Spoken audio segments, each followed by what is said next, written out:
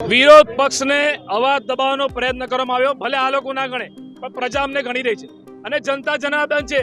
પ્રજાની અદાલતમાં, જનતાની અદાલતમાં કોંગ્રેસ પાર્ટી જાય છે.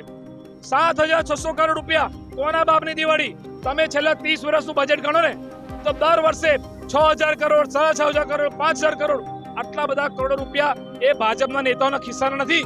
મારી વડોદરાની ભોળી બાળી પ્રજા, માતાઓ, બહેનો, વડીલો જે કમાય છે, પરસેવા રૂપિયા ટેક્સ ભરે છે, એ રૂપિયાથી તમે લોકોને અહીંયા પગાર મળે છે. અને જે ચેરમેન છે, જે પોતાને ડોક્ટર કહે છે, મોઢામાં માવો નાખીને પડીકી ખાવાની અને વાતો કરવાની, અને એ ડોક્ટરે આખા વડોદરાને બીમાર પાડ્યું, આખા વડોદરાને ખાડા બનાવ્યું, દરેક રોડ પર ખાડા, ટ્રાફિક જામ. વડોદરાની પ્રજા ત્રસ્ત છે. જે ડોક્ટર વિનોદ રાવને જેલમાં હોવું જોઈએ એના ભાજપની સરકારે પ્રમોશન આપ્યું.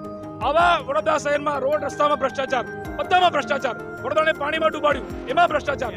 અરે ભાઈ, મુદ્દા વગરની વાતો તો તમે ચેરમેન કરો છો. તમે પહેલા જ્યારે કોર્પોરેટર નતા ત્યારે તમે કઈ રહેતા હતા, તમે કઈ ગાડીમાં ફરતા હતા? આજે રાતોરાત તમારી પાસે અલાદીનનો ચિરાગ આવી ગયો કે ચિરાગ ઘસો તો તમે કરોડપતિ થઈ ગયા? આ લક્ઝરી કાર કોના પૈસે? આ બધી પબ્લિકના પૈસા દિવાળી થઈ રહી છે, તાગરજીના થઈ રહ્યા છે. બધો હિસાબ પ્રજા માંગશે અને અમે આવતીકાલથી મેયરના વોર્ડથી શરૂ કરીએ છીએ. જેટલા પણ સ્ટેન્ડિંગના સભ્યો છે, એમના ડેપ્યુટી મેયર, જેમના નેતા, બધાના વોર્ડમાં જઈશું અને પ્રજાને જાગૃત કરવાનું કામ કોંગ્રેસ પાર્ટી કરશે.